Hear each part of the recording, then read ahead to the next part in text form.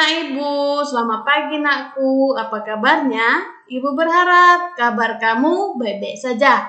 Nah, berjumpa lagi dengan Ibu Elizabeth Tohang. Di sini Ibu akan menyampaikan materi pembelajaran kita, yaitu tema 3C, benda di sekitar kita, subtema 1, aneka benda di sekitarku, pembelajaran 2. Adapun tujuan pembelajarannya, yaitu yang pertama, kamu dapat menuliskan proses pembuatan benda yang terbuat dari kayu. Yang kedua, kamu dapat menuliskan pengalaman bermusyawarah. Oke, baik, sekarang perhatikan ya anakku.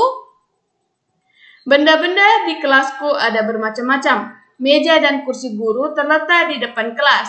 Meja dan kursi siswa diatur sesuai kebutuhan. Kadang-kadang meja dan kursi diatur berkelompok. Kadang-kadang meja dan kursi siswa diatur menyerupai huruf U.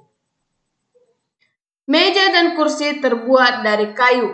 Selain untuk membuat meja dan kursi, kayu juga digunakan untuk membuat rak dan lemari. Kayu adalah bagian dari pohon. Untuk memperoleh kayu, kita harus menebang pohon, kemudian mengambil batang-batang untuk diolah menjadi berbagai macam benda. Perubahan dari batang kayu menjadi benda-benda tersebut melalui proses yang berbeda-beda. Yang pertama, pohon batang ditebang. Batang pohon yang telah ditebang disebut kayu gelonggongan atau log. Kemudian log dikirim ke pabrik atau pusat penggergajian. Pengiriman log menggunakan angkutan khusus seperti truk melalui darat atau kapal melalui sungai. Setelah itu log dipotong-potong sesuai keperluan. Untuk menghindari jamur dan serangga yang dapat menyerang kayu, maka kayu perlu dikeringkan. Caranya hanya dijemur. Kayu dijemur sekitar 2 hingga 4 minggu. Setelah dijemur, kayu siap diolah sesuai keperluan.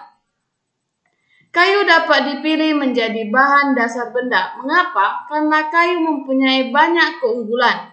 Keunggulan kayu adalah mudah dibentuk. Beberapa benda yang terbuat dari kayu jati dapat bertahan sampai puluhan, bahkan ratusan tahun.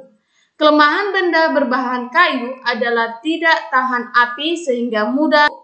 Iya benar, kayu dijemur sekitar 2 hingga 4 minggu. Yang kedua, apa keunggulan benda yang terbuat dari kayu? Iya benar, keunggulan kayu adalah mudah dibentuk. Beberapa benda yang terbuat dari kayu jati dapat bertahan sampai puluhan sampai ratusan tahun. Yang ketiga, kelemahan benda. Yang ketiga, apa kelemahan benda yang terbuat dari kayu? Ayo, apa kelemahannya anakku? Iya, benar. Kelemahan benda berbahan kayu adalah tidak tahan api sehingga mudah terbakar. Namun, ada beberapa jenis kayu yang mudah terserang rayap atau serangga lainnya. Pertanyaan keempat, tuliskan contoh benda yang terbuat dari kayu. Ayo. Iya, benar. Lemari, meja, kursi, pintu, jendela, atap, tetangga atau tangga, dan lain sebagainya. Kelemahan benda berbahan kayu adalah tidak tahan api sehingga mudah terbakar. Namun, ada beberapa jenis kayu yang mudah terserang jenis pohon. Fungsi hutan antara lain untuk menyerap air hujan. Hutan menyimpan air hujan tersebut dalam jumlah yang banyak. Namun, ketika hutan digunduli, membuat aliran air terganggu. Hal ini membuat air tergenang. Akhirnya terjadi banjir yang mengalir ke permukiman. Kebutuhan benda dari kayu yang terus meningkat mengakibatkan kebutuhan akan bahan kayu akan terus meningkat. Setiap tahun, banyak pohon yang ditebang untuk mendapatkan kayu. Terkadang, ada sekelompok orang yang menebang pohon tanpa izin. Kegiatan ini disebut penebangan liar. Semakin lama jumlah pohon di hutan semakin berkurang. Sekarang perhatikan buku kamu halaman 11, di mana musyawarah adalah kegiatan berkumpul untuk memecahkan suatu masalah dan menyatukan pendapat. Musyawarah bertujuan membahas bersama suatu masalah dengan tujuan mencapai keputusan bersama untuk menyelesaikan masalah tersebut.